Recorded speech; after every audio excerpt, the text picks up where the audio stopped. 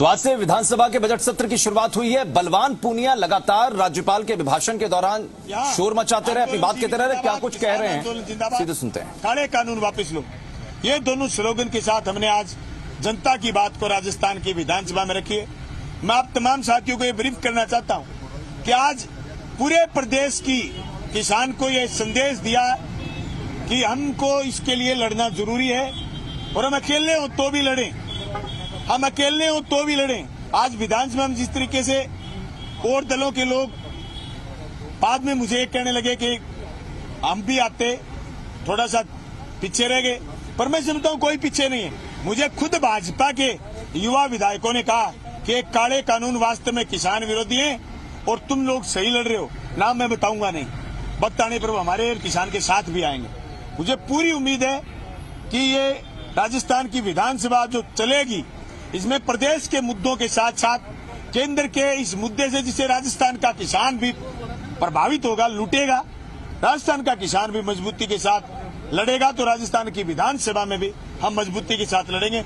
और मैं हर रोज किसान आंदोलन की बात उठाऊंगा, किसी भी रूप में, किसी भी मुद्दे के पक्ष में और किसी भी माध्यम से हर रोज किसान आंदोलन की बात उठाऊंगा। धन्यवाद। मैंने एक विधानसभा में प्रश्न लगाया, देश भर में नहीं, राजस्थान में महंगा। मैंने विधानसभा में प्रश्न लगाया और बोलने की बारी आएगी जिस दिन डीजल पर मैं बोलूंगा खुल करके। बिजली के दाम भी बढ़े हुए हैं, बोलूंगा मैं इस बात पर, कहाँ दिक्कत है। मैंने प्रश्न भी लगाया, मेरे प्रश्नों की लिस्ट पढ़ी आप।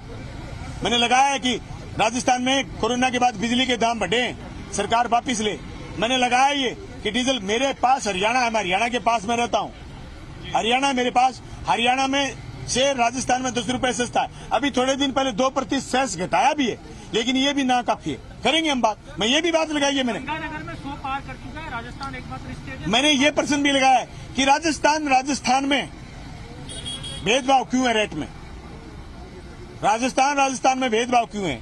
जोधपुर में इसके दाम अलग हैं, हनुमानगढ़ में दाम अलग है, गंगानगर में दाम अलग है। ये सारे इश्यू हम लड़ेंगे, लेकिन आज सबसे बड़ा जो इश्यू है वह किसान आंदोलन, किसान के पक्ष में, काले कानूनों के विरोध में हम मजबूती से लड़ेंगे। इन दोनों को वापस दिखाओ।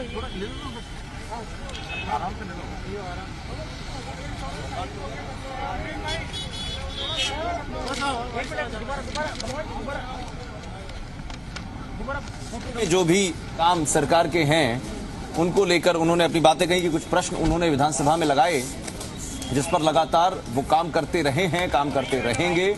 जिन विषयों को वो सदन के पटल पर रखना चाहते थे या उठाना चाहते थे फ्लोर पर, क्या कुछ कह रहे हैं वासुदेव देवनानी। पेट्रोल डीजल पर हमने टैक्स घटाया, केंद्र जनता को लूट रही है। सर कोटा का पहले बता दीजिए, कोटा का। आज महामहिम राज्यपाल के अभिभाषण, तो संवैधानिक मर्यादाओं के तहत जो उनको लिख के दिया जाता है वो पढ़ना पड़ता है, लेकिन जिस प्रकार से जो बातें कहलवाई हैं, जैसे पेट्रोल डीजल के भाव, इनको केंद्र सरकार 30 रुपए प्रति लीटर देती है, 38 रुपए उस पर राजस्थान का टैक्स है। तो जब बाकी आसपास के हरियाणा, पंजाब, गुजरात, उत्तर प्रदेश, मध्य प्रदेश में ये यहाँ से 10 रुपए कम हो सकता है, तो राजस्थान में महंगाई की जिम्मेदार गहलोत सरकार है, जिन्हें जनता में खुलेआम लूट मचा रखी है। इस भाव के लिए केंद्र नहीं, राजस्थान सरकार दोषी है।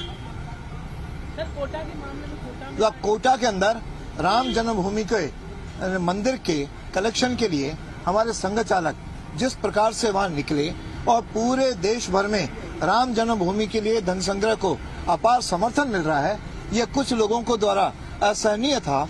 ऐसा राजस्थान के अंदर, क्योंकि जहां पे कानून व्यवस्था बिल्कुल नहीं है, अपराधी फ्री हैंड घूम रहे हैं, और पिछले दिनों लगातार अशोक गहलोत सरकार के और उनके मंत्रियों ने आरएसएस, राम मंदिर, इसके खिलाफ जिस प्रकार का विषाक्त वातावरण बन रहा है, उस वातावरण से प्रभावित होकर के सिर्फ घटनाएं इंगित करती हैं। इस कारण से कल जो गोलीकांड हुआ है, बस इसकी जिम्मेदार भी राजस्थान सरकार है। तुरंत इसको गिरफ्तार तो उन्होंने 2 लोगों को किया है और गिरफ्तार तो करें, लेकिन इस प्रकार का वातावरण जो विषाक्त बना है उसकी मैं निंदा करता हूं। यह सरकार इस प्रकार के वातावरण से बाज आए, नहीं तो जनता इसको बर्दाश्त नहीं करेगी। कांग्रेस सरकार प्रारंभ से ही राम विरोधी रही है, राम का इन्होंने अस्तित्व को नकारा है। कपिल सिब्बल ने तो शपथ पत्र ये देख करके कोर्ट के अंदर कहा राम कभी पैदा ही नहीं हुए, तो ऐसी सरकार केवल ये एनएसयूआई या कुछ कर रहे होंगे, लेकिन कुल मिलाकर के यह सरकार राम विरोधी है और उस आधार पे आरएसएस के आरोप लगा करके यह इस प्रकार का सांप्रदायिक जो वातावरण बना रही है, उसके कारण से इस प्रकार की घटनाएं जो हो रही हैं, इसकी जिम्मेदार जैसा मैंने कहा कि राजस्थान सरकार के अशोक गहलोत सरकार है। भाई साहब मोदी जी पर भावुक हो रहे थे, उनको लेकर जिस तरीके की देश में एक सर्वश्रेष्ठ परंपरा है कि जब कभी राज्यसभा के लोग विदा लें तो प्रधानमंत्री उनके बारे में कोई शब्द कहें। यह मोदी जी की स्टेटमेंटशिप है जिस पे उन्होंने गुलाम नबी आजाद की जो बातें थी उसकी उन्होंने सराहना की और भावुक होकर के उनकी आंखों में आंसू आए। मैं ऐसे कांग्रेसियों की निंदा करता हूं जिन्होंने इसको नौटंकी कह करके एक प्रधानमंत्री का अपमान किया है, उनकी भावनाओं का अपमान किया है, उनकी मर्यादाओं का अपमान किया है। इस तरह के लोग राजनीति में जो ओछापन दर्शा रहे हैं, मैं उसकी खुलेआम निंदा करता हूं कि जिस प्रकार से गुलाम नबी आजाद ने भी उनका सम्मान करते हुए जो वक्तव्य किए, वास्तव में वही है। और ये अंसारी जी को पूरा जवाब है, जिस अंसारी जी ने कहा था कि देश के अंदर मुसलमान असुरक्षित हैं, और कल गुलाम नबी आजाद ने कहा कि मेरे को गर्व है कि मैं भारतीय मुसलमान हूँ, मैं कभी पाकिस्तान गया नहीं, मुझे इस प्रकार का दुर्भाग्य नहीं हुआ। तो इस प्रकार की जो भावनाएं हैं, यह राजस्थान देश भर के अंदर मोदी जी के द्वारा जो सारे सबका साथ, सबका विकास, सबका सम्मान जो भाव है उसको प्रदर्शित करता है। इसलिए उन्होंने जो भाव अदा किए उसकी चारों ओर मुक्त कंठ से सराहना की गई है, और ये भी शायद कांग्रेसियों को उनके गले नहीं उतर रही है। इनका जो ओछापन है ये इसको दर्शाता है। आपको लगता है किसी